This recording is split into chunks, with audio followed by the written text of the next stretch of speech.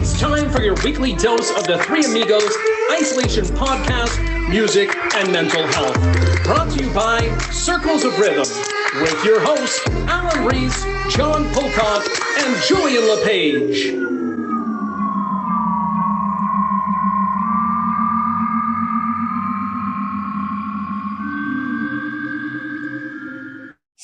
Sick.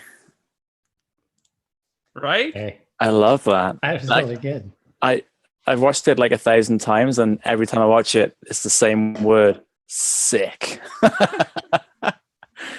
How the devil are you both?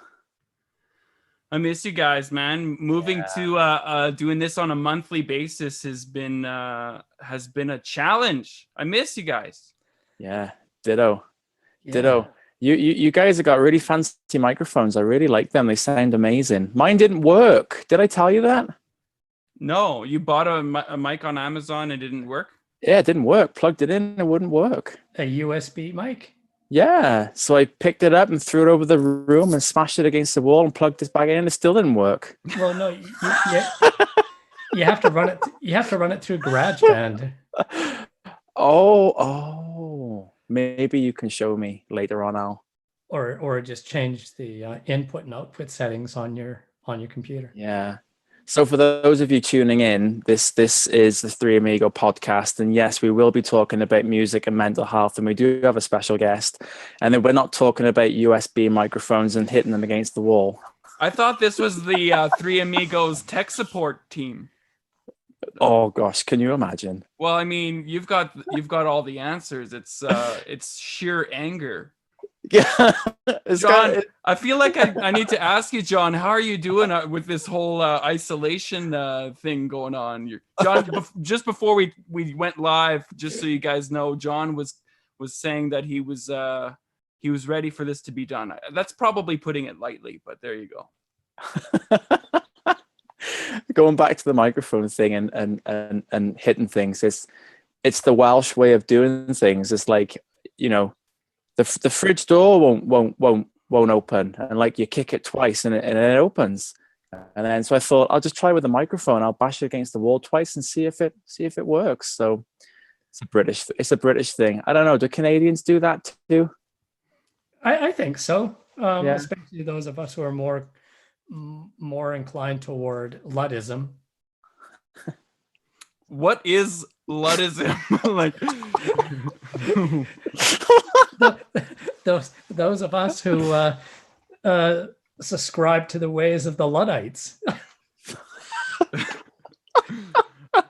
I don't John, know. I know, John. I know you're Welsh. Yeah, I am. And the Luddites were from England, so just down the road from you. Bloody English. Yeah. I often think that I have a history with the Luddites because I just can't seem to be. I'm just not very technologically advanced. It must be a Welsh thing because neither am I. 5 minutes before signing on to the podcast, I said to Jackie, I got to figure out how to hook this thing up, this USB audio interface. So I was quickly scrambling on the YouTube tutorials, counting down to 750. And you got it up and running, so that's pretty impressive. Yeah. So would you like to retract your Luddite statement about yourself publicly? No, because well, I guess I'm not a Luddite in that I don't reject technology. I just can't figure out how to use it half the time. You're not a lad. You're not a Luddite. You're a lad. That's what you are. I'm a lad. You're just a Welsh lad. I just thought that the microphone was there for good looks. I mean, it just makes you look more hardcore with those big headphones. It really does. Yeah. And they're comfortable because I hate things sticking in my ears. So this Other than headphones, what else sticks in your ears, Alan? I'm just curious to know. Like, just tell me.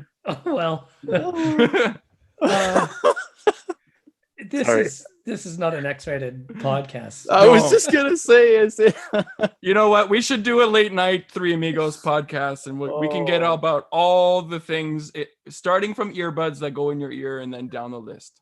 Oh, that'd be so much fun. Yeah, top 20. If anybody's interested, just leave us a comment and we'll think about it. Oh, you mean people are watching this? Oh yeah. Oh yeah. Oh, shit. Yeah, people are watching this. Hey, so John, do you want to introduce our special guest? Oh my gosh, would I love to? Well, I feel like she doesn't need an introduction, does she? Well, okay, I'll introduce our special guest. So everybody knows and loves Judy.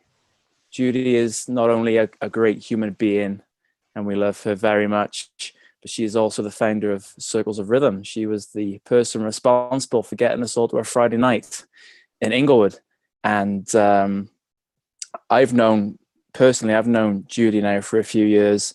And it was only last year that I really found out that I knew Judy a little bit more, even before we got to know each other, because I actually played rugby with her son. And we were like, how did we not talk about that? But maybe we can talk about that later on. Anyway, so here she is, the one and only, our guru, our mentor, our motherly like figure, everything. It's Judy Atkinson. Hey! How are you doing, Judy? I'm feeling very motherly. Thank you for that Good introduction. stuff. I actually made chocolate chip cookies today and I just ate the last 2 of them. Sorry. Oh. One There day you go. there'll be technology where you can hand out chocolate cookies There will on be. Zoom. There you go. I saw a cushion the other day, literally a cushion that said oatmeal raisin cookies that looked like oatmeal chocolate chip cookies were the beginning of my trust issues. I love that. It's Welsh cakes in the UK. Oh, That's how, yeah. well, So what have you been up to, Judy? 5, 6.5. I've been about that high. I'm shrinking a little bit now. It just comes with age. Oh. Oh. Sometimes I think you've got some British in you, because your sense of humor is very wicked at times. Oh, That's is one it? thing I love about you. Yeah, it's very funny. Well, hanging out with you guys, you just start laughing. Like you guys are hilarious. I've watched all your Three Amigos broadcasts, and they're awesome. I laugh so hard. It's so good. It's so healthy. I mean, laughter is the best medicine, right? It really is. Laughter, nature, and music. That's what I've decided are the 3 best healers. Mm-hmm. Hey, Judy. Hey, It's Al- Alan. Hey, yeah, it's Al here. I have a question for you. Yeah. So you, how many chocolate chip cookies did you bake? Well, okay, here's what I do, and this is really great. So I baked 1 small tray worth Yeah. because I had Jamie Gore over to my house today for a distance visit, and we each ate 2, and there were 2 left, which I'd had for dessert today. So I baked 6 cookies, 2, 4, 6 cookies, and then I put the rest in the freezer ready to be baked. So I bake myself 2 cookies 2 or 3 times a week. Right. So how many did you eat today in total? 4. Just 4, hey? Yeah. Wow. Just 4, that's a lot. That's a lot of willpower. It's a lot of cookie. Tell me, do you Really? prefer the chocolate chip or the raisins? Oh, that's a Oh. tough question. Well, based on the cushion story, I'd say it was clear I prefer the chocolate chip because they were Yeah. tricking. The raisins were tricksters. Yeah. If you ever bit into a cookie thinking that it's chocolate chip, and then you bite into it and you find out it's raisin, And you know how the feeling. disappointing is that? Yeah, And do you feel the same disappointment when it's the opposite? I feel mad. I just want to throw things against the wall. I'm just kidding. But what if you bite into a cookie and you think it's chocolate chip and it's the other way around. You think it's raisin and it's chocolate chip. Are you excited or are you disappointed? That's a good question. Would you experience the same emotion as the previous one, where you bit into a cookie thinking that it was chocolate chip, but it was raisin? John, you're doing a little too much therapy lately. I think you need to kind of take a deep breath. I know. What does it mean in NLP when you look up and to the left? Does anybody know? You guys might know that. Isn't that lying? That's lying.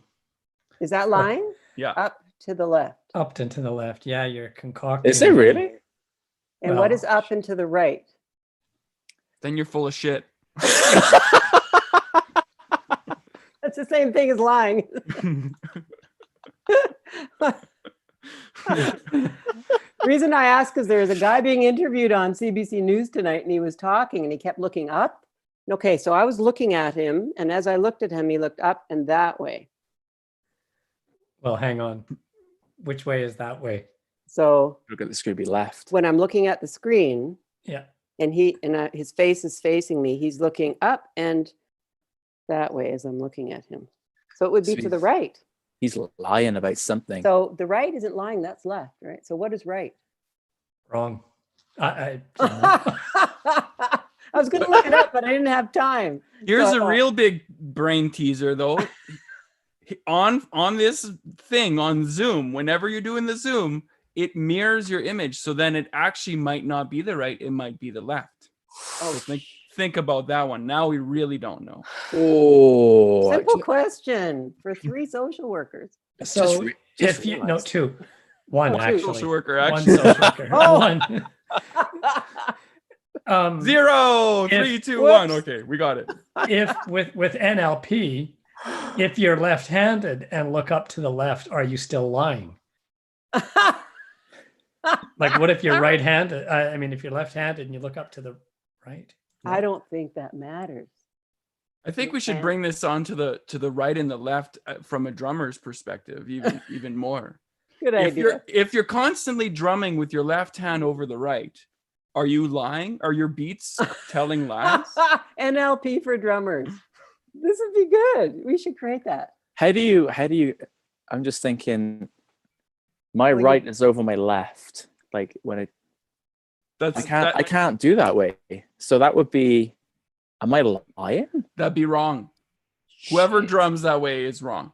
Well, you can do your left over your right if you're doing some grace notes on the snare drum and some fills on the toms. That's left over right. I feel like we should move on. For those of you who are like What- tuning in and thinking, do you know what? I'm going to watch this Three Amigo podcast that everybody's talking about, and you've just tuned in. Welcome, because this is how we roll. This is kind of like, so before like a Friday night where like, you know, all like 4 of us are there. This is kind of what happens before the drum circle kicks off, before the chairs are set up, and normally Jamie's with us too. And this is how we start the evening. We just kind of laugh, and this is what we do. Yeah, and for the record, I prefer raisins over the chocolate chips. Oh, good. I'm glad we completed that circle. Yes. This comes out. Now here's the real question. I was gonna ask Alan, but then I thought we moved on, but you brought it back. So I'm glad you did. If you had a dozen cookies in front of you, Alan, because you asked Judy a personal question. You said, how many cookies Did you eat? She answered, and you said that's it. So that begs the question. If you have a tray of cookies and there's infinity cookies in front of you, how many cookies do you eat in one sitting? Ooh, I usually walk around while I'm eating them. Just to burn the calories as you go, or what? Yeah, well, to fuel my walking. Oh, Yeah. I don't know. I'd probably go between 6 and 10. Depends how big they are. Yeah. You don't want those big honking dinner plates. Yeah, like if they're like the massive ones that you get from like Starbucks, you know, they're like the size of your face. Yeah. But you get those small little petite ones from the superstore. Like I'm crushing like 10 easy. Yeah. Yeah. So what you're saying is size matters. Julian, this is a family related, unless we're talking years. But okay. Oh, this is so much fun. I feel like we've covered all the bases. We could end it here, and we've We're solved good. all the world's problems. All So right, good to everybody. see- It's been so Good good night. to see you guys. It's been Hey, a hoot. Judy, sorry, I got a question for you. We've been asking people when they join in on this podcast, because we started it with the COVID-19 and when the isolation was down, crunched down quite a bit. And we were asking people, how are you staying sane? What are you doing to keep yourself healthy? We're talking about music, we're talking about mental health. How are you managing? How have you been managing, and what's been helpful for you in these last few months? Okay. Oh boy, so many things. My mind has been changing about that, and my coping mechanisms have been changing as it's been going along, as we've all been learning that this is taking longer than we ever thought. A few weeks, maybe a month, and then 2 months, and now we're moving on to 3. And is it 3 now? I don't know. I think it was 11 weeks yesterday since we had the first case, I think. Okay. Yeah. Yeah. So we're in the 3rd month. Yeah. So, Mhm. So I've been doing lots of different things. One of the first and most important things that I learned the hard way was to stop watching so damn much of the news, to not get so addicted to wanting to know what's going on every moment. It's kind of like when the Olympics are on and everybody is watching 24/7. They don't want to miss that one race or that one heat or that one event, and they're right there, and it's part of their conversation. Everybody's talking about it. Or the playoffs, or the World Cup for soccer fans. And you get sort of addicted to knowing what's going on every moment. And with something like this, which is a global incident, not a local or even a citywide incident, it's fascinating. And so I got hooked in because I got fascinated by the sociology of it, the physiology of it, the science of it, the media and the hype and the sensationalization of it, and just sitting back and noticing all the themes that were going on, the fear factor in it all, and how that is so hyped up by media, and then really curious about people's reaction to it in terms of their own base level of fear, and how much fear they're coming from in their life on a day-to-day basis before COVID affects how they're reacting to it during COVID. So I've been observing all this phenomena. I'm a sociologist at heart, and I love study of group behavior. And so I've been loving watching it. And so I was watching it through the news, and that was a bad idea because it's very tainted. It's very, like they say, television is tell-a-vision. There are channels and programs, and we're getting programmed by what they show us on television.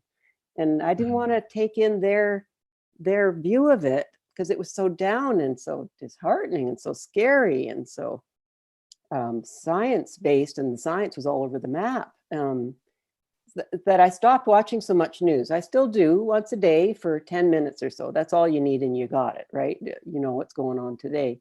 That's enough. I do want to know, but I don't want to know in so much detail. So I started exploring other ways of understanding what's going on and looking at it from all kinds of different perspectives. So that I've really seen it as a journey in education, exploration. It's been fascinating for me.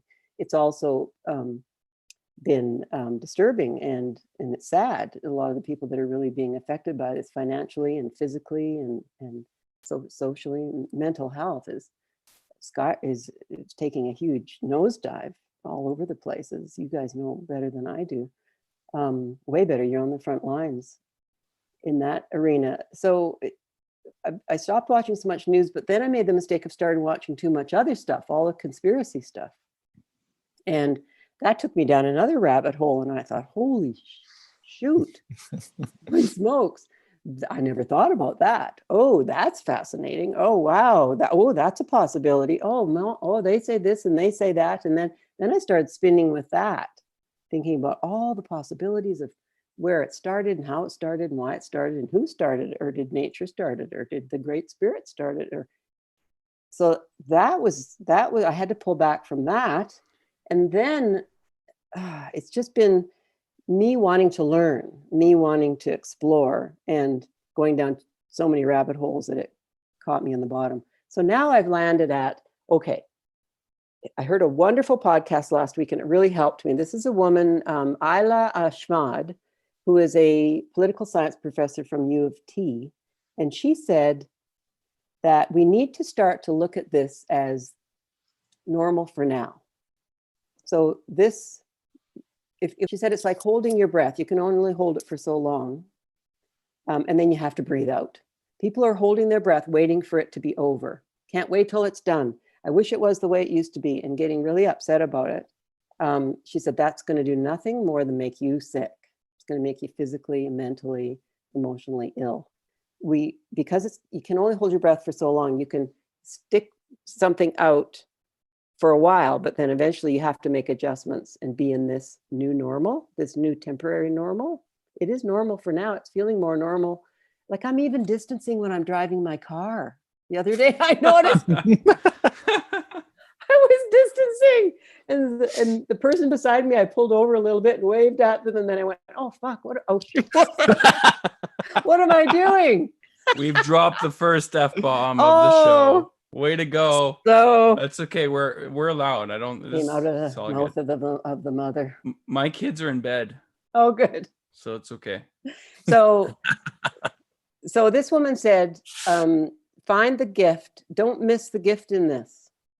There's so many gifts in this. And so, Julian, the other day, you were talking about all the gifts that you're finding in this with you and your family. And there are many, and we wouldn't have had them otherwise. This is a very rare opportunity to learn some things that we'll probably never, well, I don't know, probably we'll have this chance again because viruses will come again.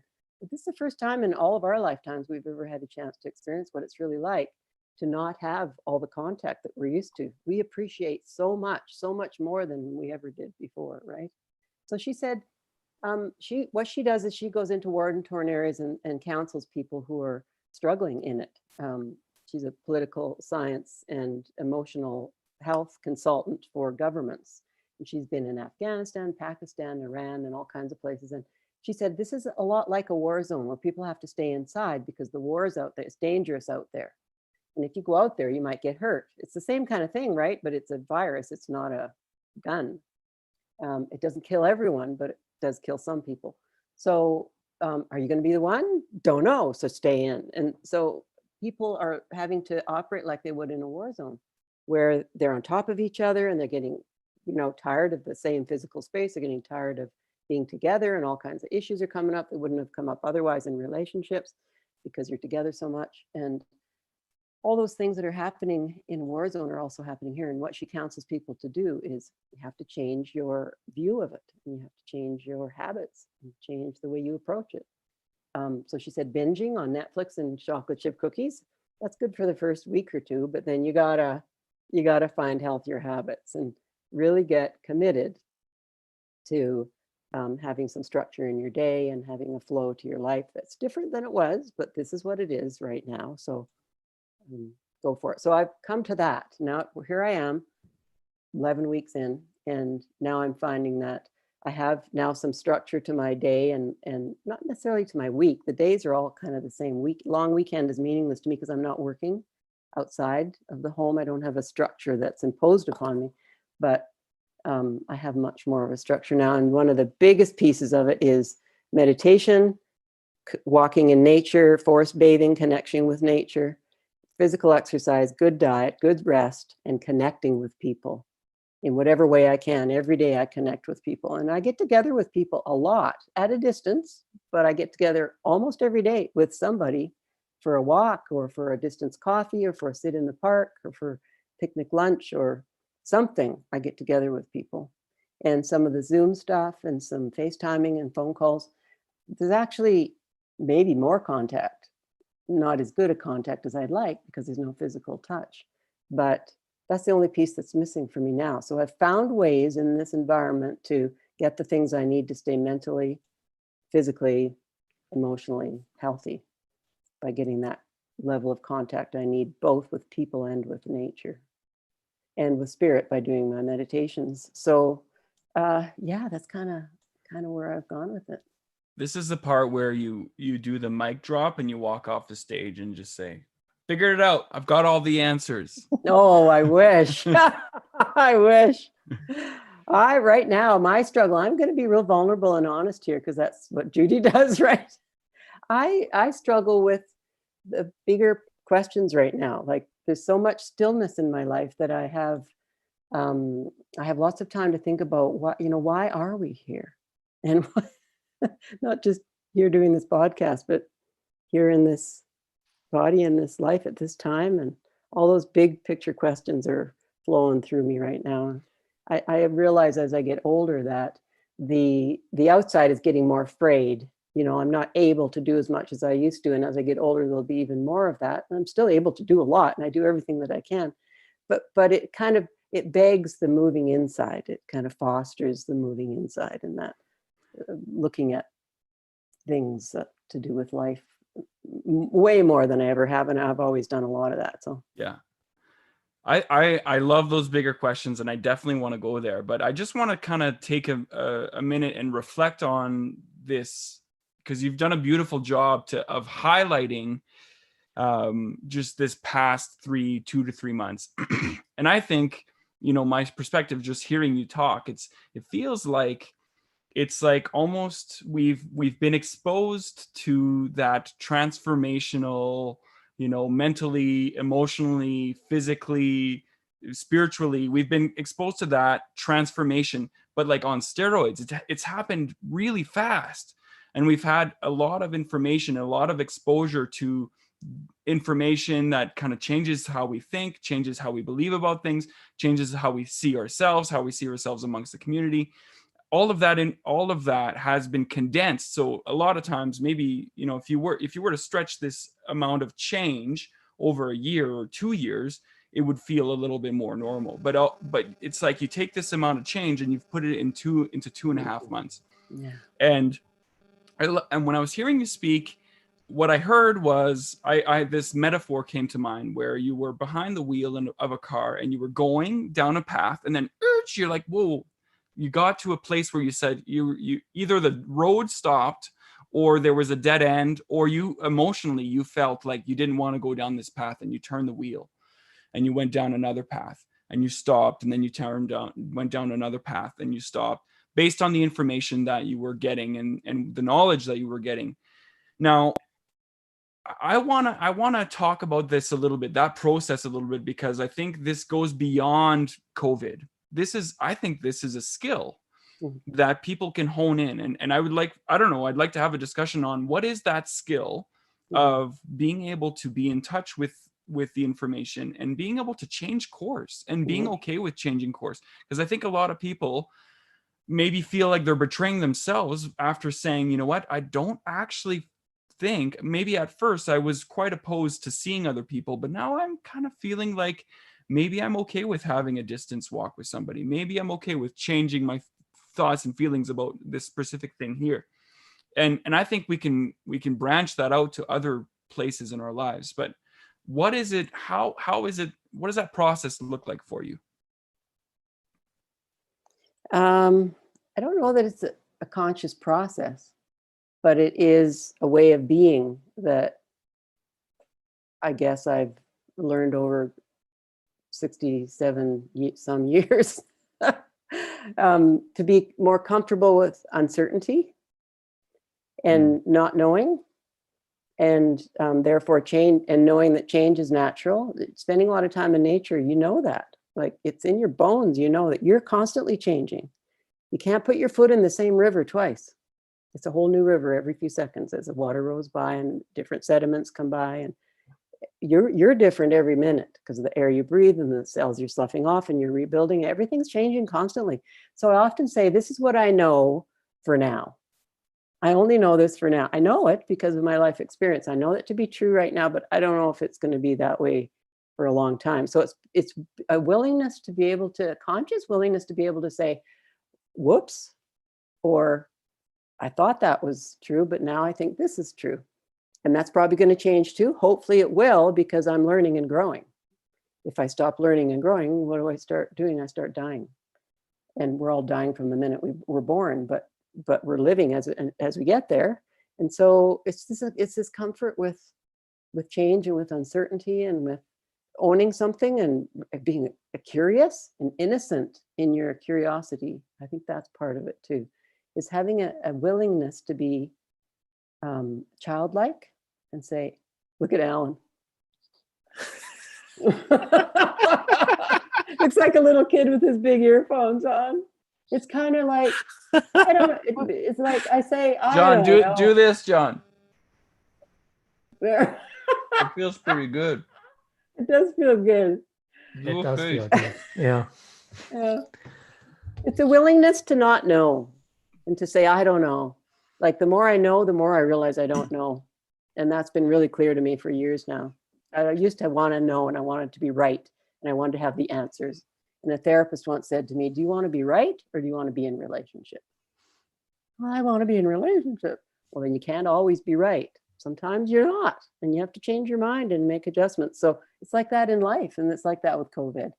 So as I move along, I realize, I was real excited about knowing as much as I could and learning, and then whoa, that's too much. Oh, that doesn't make sense. And then I get overwhelmed with the information, and no, I need to go for a walk. I need to stop, journal about it, but stop getting more information. Deal with what I've already got. Dialogue with others about it, because I need to talk to people about what I'm learning to process it, as well as write about it, meditate about it, think about it. I need to talk about it. And I'm willing to speak my uncertainty out loud and say, I don't know about this. Here's what I've been thinking. What do you think about that? You know, it's a dialogue, not a debate. So I've learned to just ask people, what do you think? And then try to figure it out together. And then tomorrow we'll probably change our minds again. But at least, a little bit, a little bit for today, right?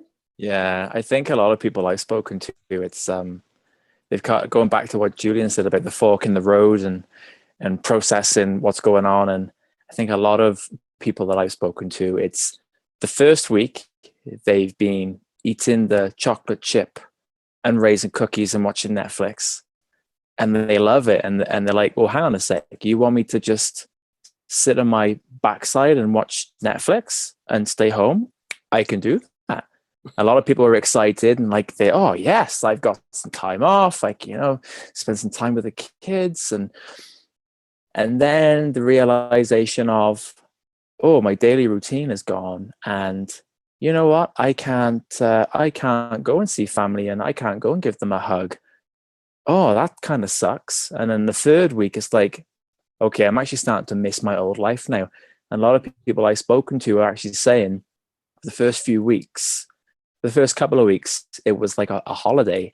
And then from weeks 2 to 4, even now, it's kind of like grieving their old life. And coming back to what Julian said about the fork in the road, and we've discussed this many times over the past few weeks about the fork in the road. Do you continue to go down that path and grieve, or do like what you just said, Judy, is to go down the other path and see this as an opportunity, to learn a new skill or better yourself, or everything that you've just said. And most of the people that I have spoken to are doing that now. They finally realize that I don't know how long I'm going to be stuck indoor for. I don't know how long this is going to continue. So I need to act. So it's kind of a weird process. Like, everybody's different. Like for most of us, and for me personally, I haven't really felt that that kind of emotional sense of I'm really grieving my past life, because I'm still working full time, like at home as well, and going into the hospital. So, but I noticed it with my wife. She was laid off, and she's been at home with the kids, doing a great job. And all mothers at the moment and fathers were staying at home, and being a full-time teacher, like, my hat is off to you. Like, it's amazing what you guys are doing. And but the topic of conversation with the clients I'm working with is self-care. How are we looking after ourselves right now? Whether that be music, whether that be getting outside and connecting with people, like you said, Judy, at a distance. But self-care right now is really important. So if self-care looks like this, where you talk about, what you're biting into, what kind of cookie you're biting into, and you laugh, that's self-care right there. That's bringing joy and bringing a smile to your face. So I think over the last few weeks, we've been encouraging people to, reflect, and, sure enough, missing things from what's going on before, but perfect opportunity to do something new. And like Julian said, if we had 2 years to do this, it would be a lot easier, but it's been condensed into a short period of time. We joked a few weeks ago, because Julian and Alan said to me, what are you doing? And I said, I'm doing crosswords, and they laughed, and but every week it's different. For me, it's been different, and for a lot of people, it's been different too. So, what are you, Julian and Alan? What are you guys? What's your new hobby this week? Do you have a new hobby? No, I don't. I don't have it. Sorry, Julian. No, I don't have a new hobby. I don't know if I have any hobbies. Okay, shut the front door. I was just gonna say, shut the front door. Seriously. No. I don't even know what a hobby is. What's a hobby? Define a hobby, John. God, a hobby? Oh, a hobby. I thought you said a hobbit. Oh, no. Yeah, okay. A hobby back home. You have a hobby with a cup of tea. It's a HobNob. A HobNob is a type of biscuit. Oh. Yeah, not HobNob, HobNob biscuits. Now, you know what? I'm thinking a HobNob is a whole different thing. I'm just now, and it doesn't go anywhere near your ears. Certainly not in your ears. Yeah, definitely not. Nobody wants a HobNob in their ears. No. But if you wake up with a HobNob in your ear, that was a really bad Saturday night. I think or a great cup of tea, one of the two. I think what's been happening over these last 2 months and how we've been overthinking and over-processing how we're dealing with the coronavirus or COVID-19 and the pandemic and the lockdown. I think it's a sign of how self-centered we all are. I mean, most of the world's population would be more than grateful to live even marginally like we're living in a lockdown. I mean, you can look at 70% of the world's population doesn't have running water and electricity, or they don't have freezers or stoves. I mean, and I'm not going to single out any particular country, but I just think we become so centered on the self. Like, what are we doing and how is this shaping us versus, look, this is happening globally and it's affecting many people much worse than it is us. I don't mean to kind of rain on anybody's parade here, but it's all we hear on the news. It's all we hear on the media. And, my son and I were talking about it last night, and it's not the lockdown that's exhausting. It's hearing about it all the time. And it's the processing and the over processing. I mean, for crying out loud, this, time for us is linear. There's a beginning and there's an end, and we measure things according to ourselves, the beginning and the end. But a year from now, this will be a faded memory. 5 years from now, do you remember SARS? Do you remember back in 2003 with the MERS or the different viruses? I think this will be the same thing. So I don't even know where I'm going with this. I just had to get that off my chest. Well, can I add something to that? Sure. I love that perspective, Alan. And then I want to hear what you have to say about this too, Julian. Is that it seems to me that we have a narcissistic society. Yeah. Narcissism is talked about them. He has it, she has it. Oh, she's a narcissist. Oh, he's a narcissist. But the reality is that we're so self-focused. Like, it's all about us. It's all about our country, our city, our neighborhood, our family, our job, our income, our food supply. We might not be able to get pineapples in January. Come on. Like, we're so privileged. We are so privileged. And we're like fish in the water. When you ask the fish, how's the water? They don't know what you're talking about. And with us, we ask you, how are you doing? And you say, oh, it's awful, blah, blah, blah. We don't know what we're talking about because we're in the world. We're not just here. And you look at what's going on in other places and it's unbelievable in comparison. So I absolutely agree with that, Alan, that we need to take a bigger picture look at this. And I was thinking earlier about circles of rhythm, and when I first started it years ago, and my vision, the cathartic moment was when I realized the world could be different than it is.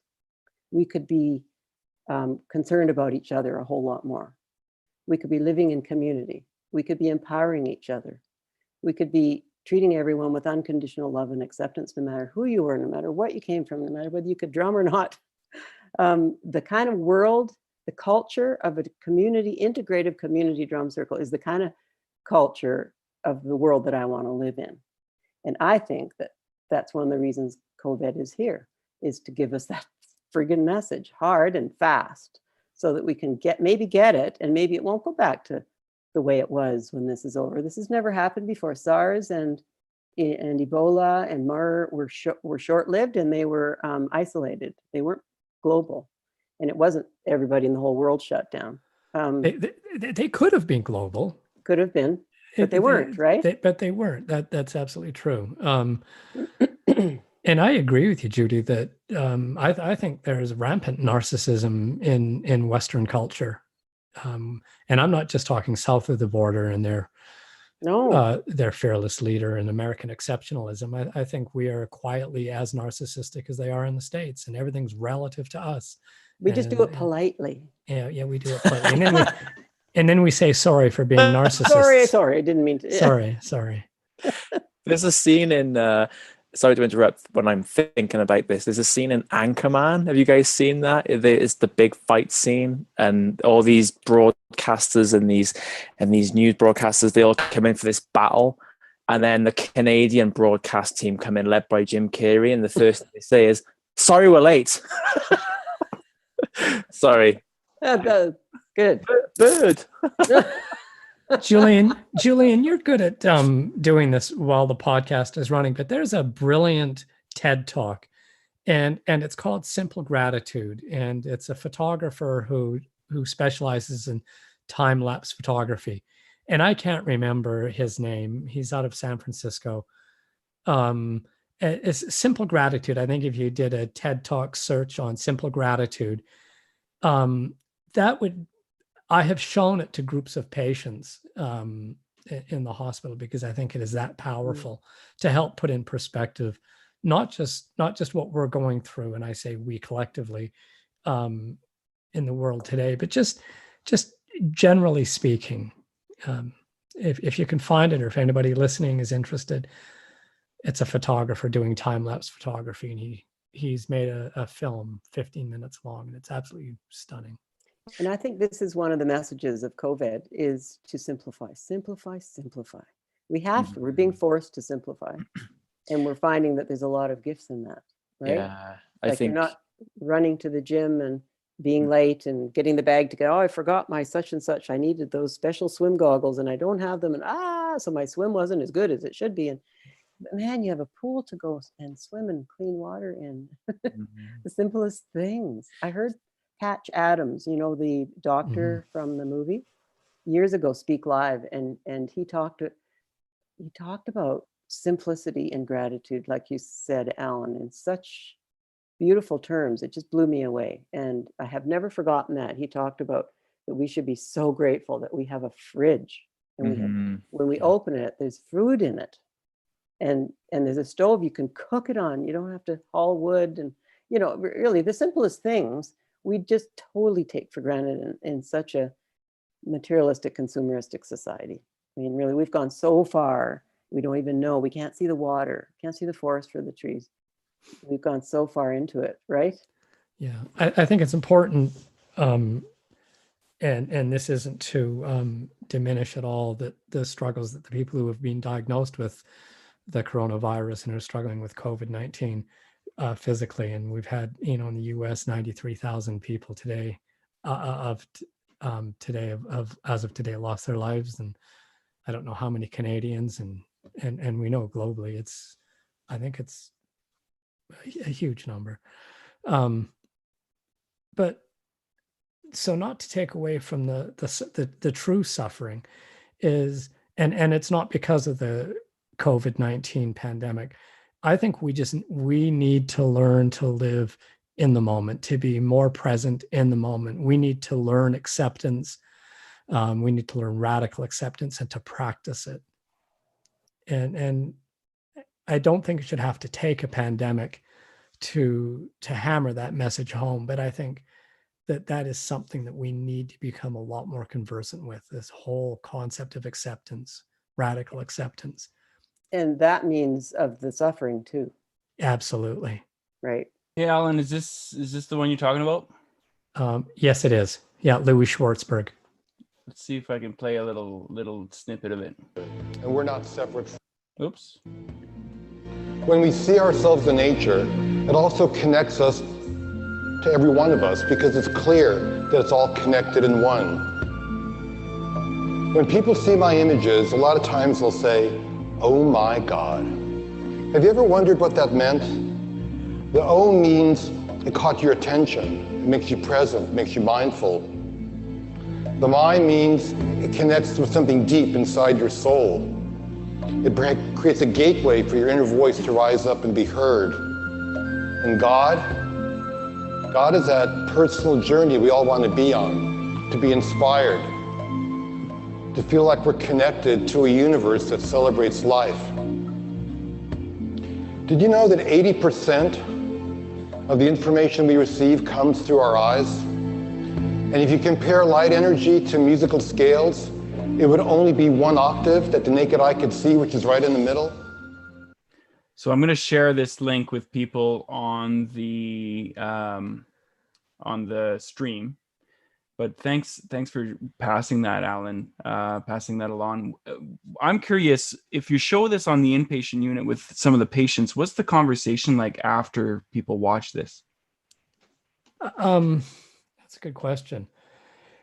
I think the groups that I've shown it to have sat in awe for the next 5 or 10 minutes, just at the beauty of it, because that part that we just watched is Louie Schwartzberg introducing the video that he is then going to show for 15 more minutes or 10 minutes, however long that video is.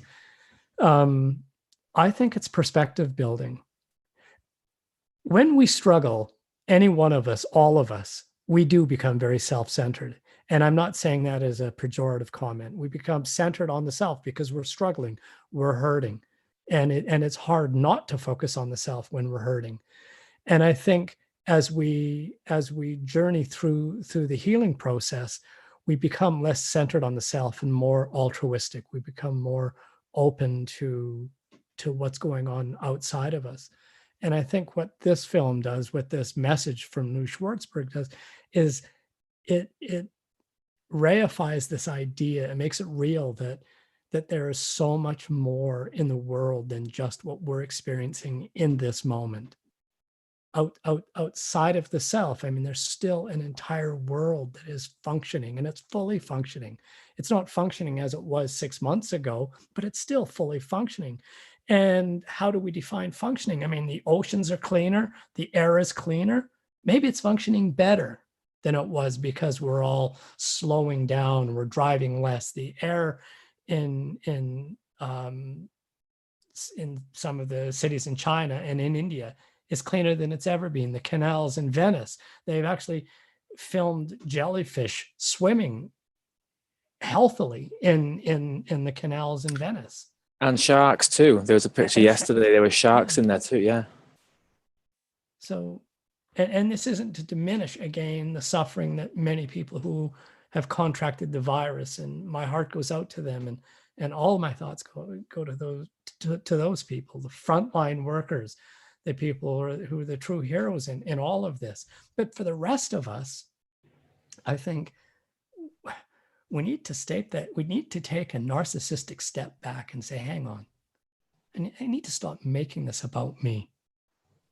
It's really about what's going on everywhere. And in some places, in some respect, the earth is functioning better today than it has for decades. We need to take a step back from our narcissism, because a narcissistic step back would look like, you don't step back, I'm going to step back. Stay where you're at. Thanks for the clarification. Because I'm better. Anyways, but I think this is a really important dialogue. And I think, honestly, when I read the DSM-5 and I read some of the personality disorders, I'm like, ooh, I have that. Ooh, I have a little bit of that. Oh, I've done that before. Oh, like, so I think that conversation about how sometimes, we live in a narcissistic society, I don't think anyone should take offense to that. I think people should use that as a launching pad to saying, okay, what does it mean to step away from the narcissistic standpoint? What does it mean to step away from living a life of self-centeredness, where we truly believe that we are entitled to whatever it is that's going on? This sense of entitlement. Yeah. What are some steps that we can do? Judy, you brought it into the drum circle. You said the integrated community drum circle was kind of your vision, where you said, my goodness, there's so much beauty about this. This is a tool that people can access that will truly help people shift from the me to the we. This is something you've shared many, many times. The integrated community drum circle. That's the first thing that jumps to my mind.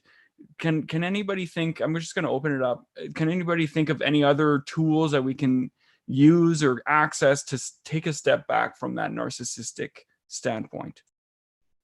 Well, one of the things that I use is something called Metta meditation, which is a Buddhist practice. And it's simply a practice where you shift from me to we. So instead of in your dialogue as you're setting up your meditation or using prayer, using words, you say, you turn it into may all beings be, not may I be safe, may I be happy, may I be free. It's may all beings be safe, may all beings be happy, may all beings be free. Even Donald Trump, like all beings, may Donald Trump be free of his narcissism. May all Western North American greed be, may we all be free of greed. May we all be safe from this virus and from violence and from poverty and from mental health and physical illness. May we all be safe. Like, so you say this prayer with great sincerity for all beings everywhere in the world. And it's a wonderful feeling when you do that. And you can put it to song, which we used to sing all the time in this mystery school that I belonged to for a while. And we sang it together as a community. May all beings be safe. May all beings be free. May all beings be healthy, happy. It was wonderful. And just repeating that like a chant over and over again. I'm going to stop you for a second, Judy. I just want to shout out to Jamie Gore right now, because this is something that you've taught us, Judy, many times again, and we've seen you do it at the drum circle. And Jamie continues to do this many, many times, even since you've stepped away from the drum circle. So she continues to share this. It's a proclamation. Mm-hmm. You know, it's more than a prayer. It's a proclamation. It's like, you know, it's so thank you for bringing that one up. That's a great one. Sorry, keep going. What else, you guys? What ideas do you have? Well, I like what you just said, both Judy and Julian. And I just want to say two things, because I looked at the timer on my computer and there's only a few minutes left here. I just want to say that it's, because we never got to say this at the beginning, it's been an absolute honor getting to know you, Judy, over the last, I guess it's been 8 years now.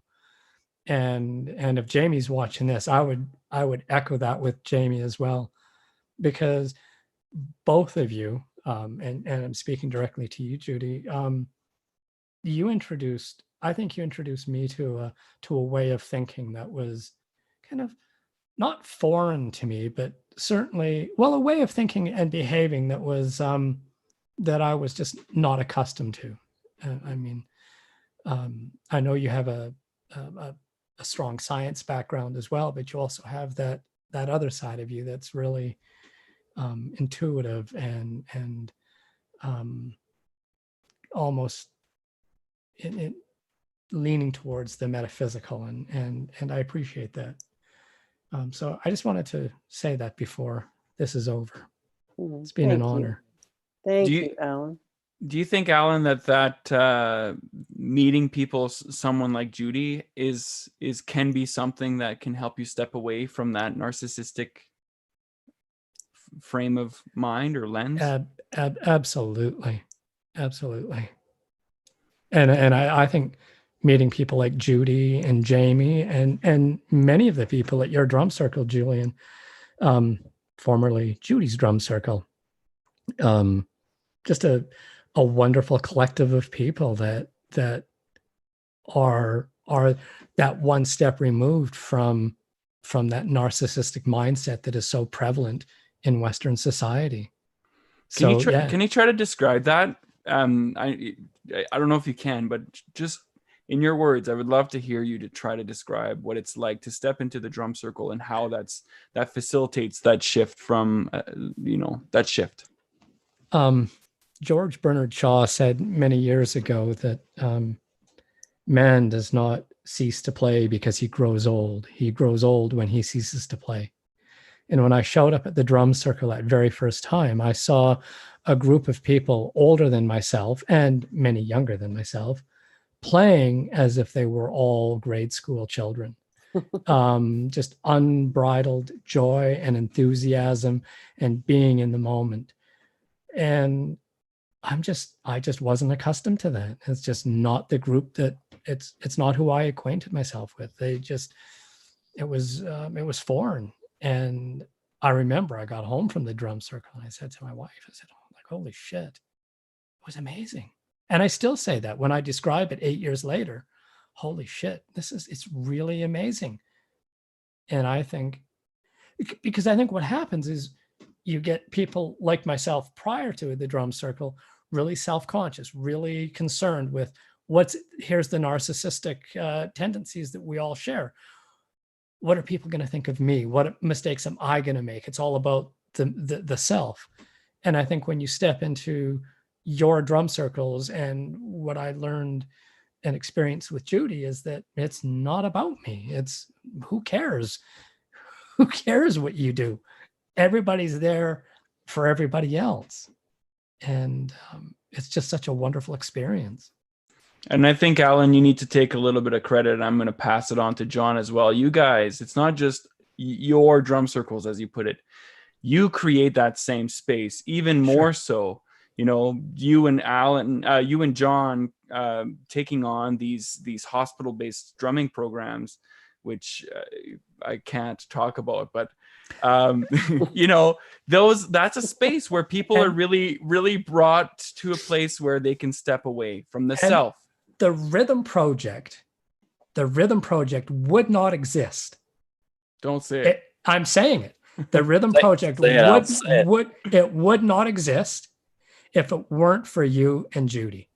That's true. I remember when I approached you about drumming, but I could not have done anything about it at all, ever.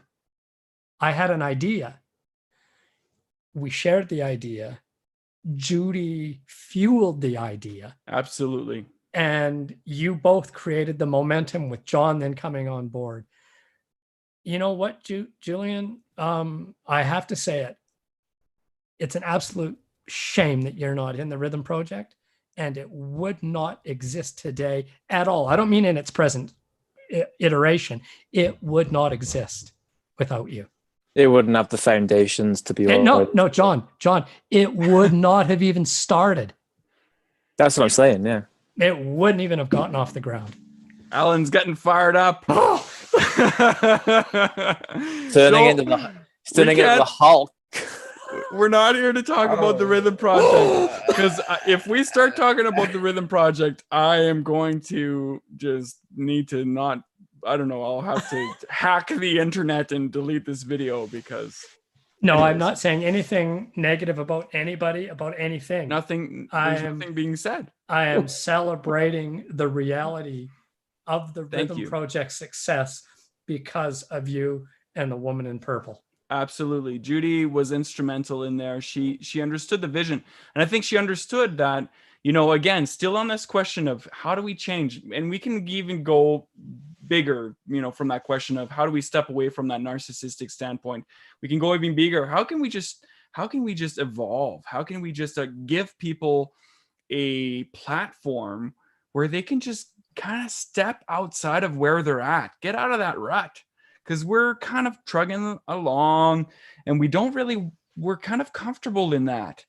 But then all of a sudden the drumming, you step into that drum circle and it shakes things up, you know, like you stepped into the drum circle and you were what, 51, 50, how old were you, Alan?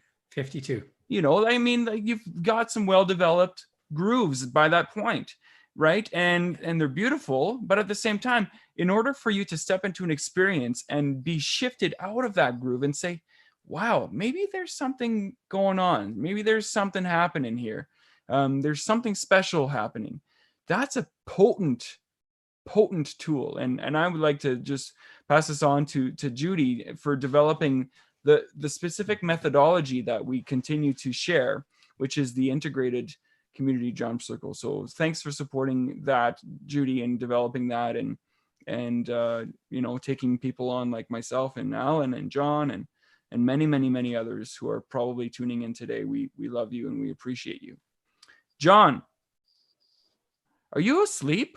No, I'm just listening. Like that's what I do. That's what I've been doing like the last few weeks in my day job. Oh, I just want to give you a flipping hug, man. Take you up. No, it's all good. I love my job. I think going back to the whole talk around being narcissistic and how you escape that, I really think nature is one of those things that can really put things into perspective. And I think what we're trying to talk about here is gently talking about putting things into perspective, like this whole coronavirus. And, you know, like Alan said, it's really sad, the people who have had it. And, you know, it's really, really sad. But for a lot of us, it's put a lot of things into perspective. And being in nature, I think, is helping a lot of people tap out and tap away from the negative self talk and the thoughts. And I always think back to there was an experience that I had, one of my first experiences with the drum circle, the hospital drum circle, where we did a drum circle outside. It was in the courtyard, and it was a totally different experience. Now, was that because it was in nature?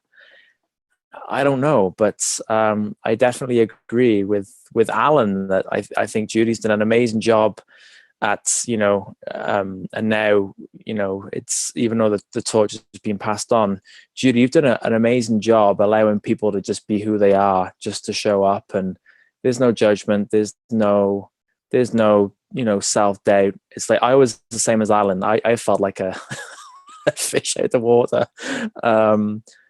but I felt accepted, and that put my mind at ease, and all that, you know, narcissistic thinking that I was doing just completely washed away. So I think what you've created, you know, going back 30 years ago, it's still going strong, and there's a reason why it's going strong, because people can connect with it. And you know, so I think that there's a difference between change and transformation. And a lot of groups and communities and people that get together, people change while they're there, but then they go back to who they were when they go home. Because the drum circle is so powerful on so many levels, body, mind, and spirit, and it's so unconditionally loving, playful, and accepting of where people are at, that people transform there. And the three of you have had your own personal experiences with transformation as a result of being part of that community. And I think what the world needs right now is more communities like that, where you can walk into it and be really uncomfortable when you walk in, and walk out with a whole different experience than you ever expected. Feeling something inside of you is different, and you want more of that. So you go back. And you may not go back every week. You may go back once a month or every 6 months. But when you go, you say, oh, why haven't I been coming to this? You know, it's like every time I go for a hike in the mountains, I say, oh, why don't I do this more often? And I do it a lot. But you can't get enough of it once you feel the essence of what it is, which is unconditional love. It's just unconditional love. And I remember numerous drum circles, but one in particular over the years, when at the end of it, when everybody left and the drums were taken out of the room and the chairs were put away, and it was just an empty conference room. I think it was at the University of Calgary. And it was silent, complete silence in the room. And something just came over me and I hit the floor. I didn't pass out. I was on my knees, weeping with gratitude, with absolute gratitude, the depths of joy and bliss, just for having had the opportunity to be present in that experience and to being given the gift and the awareness that this is needed. Go do it. You don't know what it is or how you're going to do it or how it's going to work out or whether it's going to pay the bills or not, but go friggin' do it. And I just knew that I had to go and do that. And I'm still not a musician. I'm still not a drummer in any real sense of the word. Like, I don't pick up my drum and play it all the time. I'm not into that. I'm into the essence of what happens when people do that together. And when it's facilitated with the heart wide open and the innocence of a child and the playfulness of a kindergartner and the wisdom of the elders. We need communities like that do these things together. Some churches, some communities, some organizations create these experiences, but very few. It's a rare thing. And I still feel so frustrated that there isn't more of that. I'm looking for it right now in my life. I'm looking for it. And when I can't find something, I create it. And so far I've resisted creating something else because I'm trying to be all the elements that the drum circle was in me. I want to be loving, unconditionally loving, first of myself. But that's the hardest one.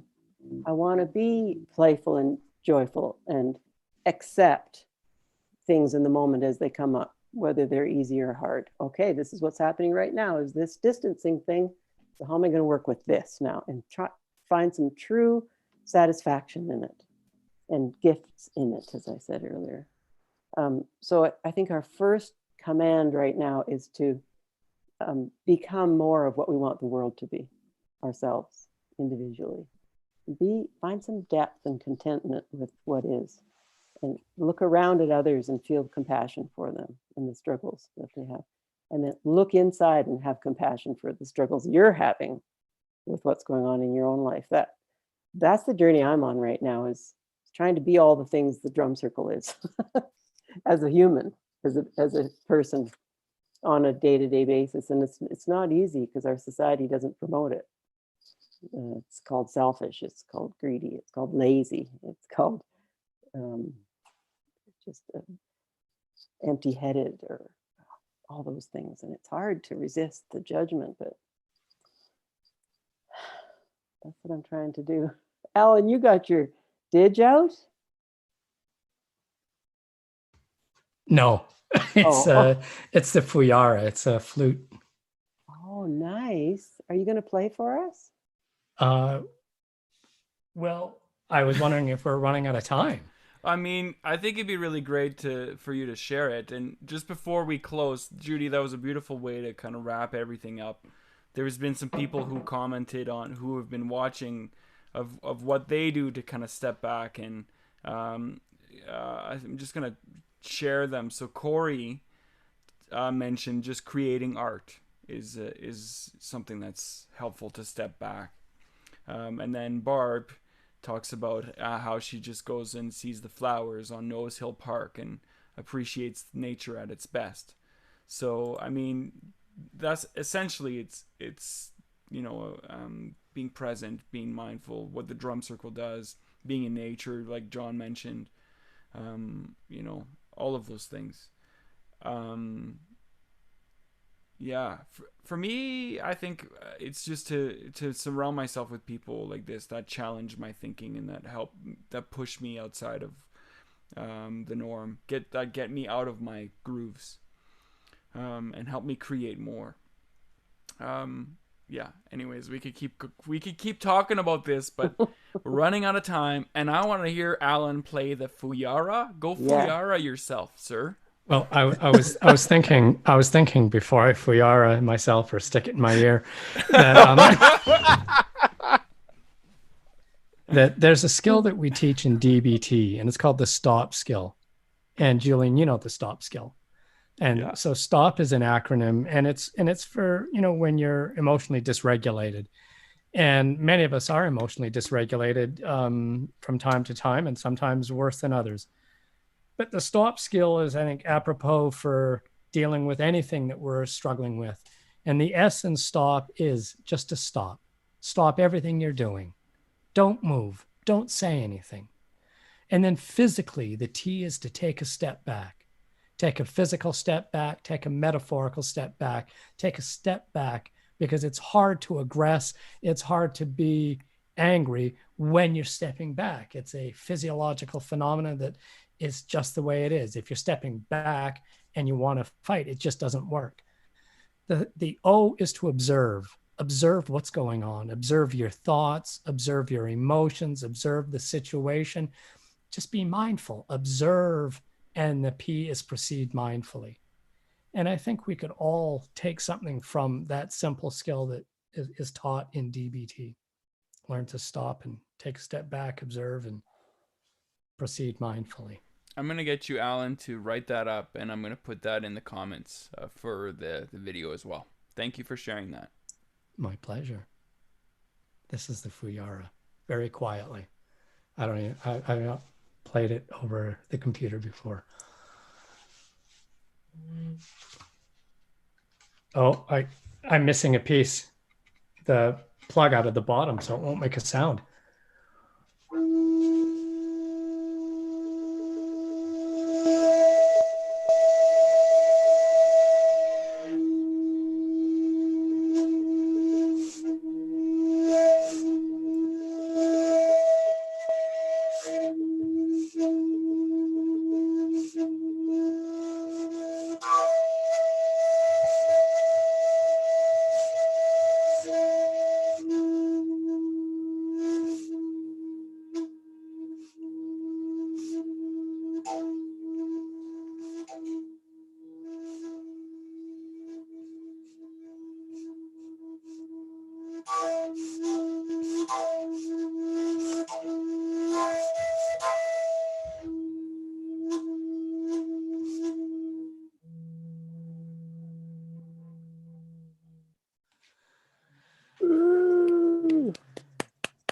That was awesome. It looked like you were sucking on it, but no, I was circular breathing. So you're trying to move the air, as in circular breathing. Not sucking. Oh, sucking. I see. It's good. No. Thanks for the clarification. No worries. Well, that was beautiful. That was a really nice way to end it. Thank you so much, Judy, for joining us this week. You wrote a book or something. Or something. Yes, I did. And how do people get your book? Well, they could call me.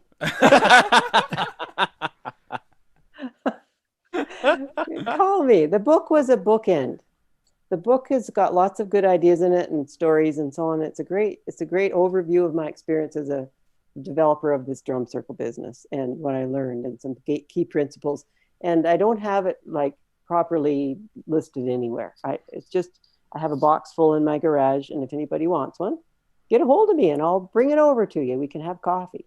Awesome. So it wasn't produced as a product. It was produced as a bookend to my learning. But you'll ship it to whoever wants it. Doesn't matter where they. Yeah, awesome. Yep. So Yep. Can I share your contact information Sure. in the comments down low? And the book is called The Drum Code. And it's 5 core principles that key teachings, learnings, things that Judy has taken away from facilitating over 20 years of the integrated community drum circle, or what is now known as the integrated community drum circle. So, Judy, thank you so much for joining. John, it's time for you to go to bed. And Alan, I hope that you and Jackie have a nice time finding out what else can fit in your ear tonight. So we're working out tonight, Julian. Oh, I see. All right, Oh. everybody say goodbye. Let's see your jazz hands. That's what they call it. Yeah. Thank you so much for tuning in, everyone. See you later. Thanks, everybody. Bye.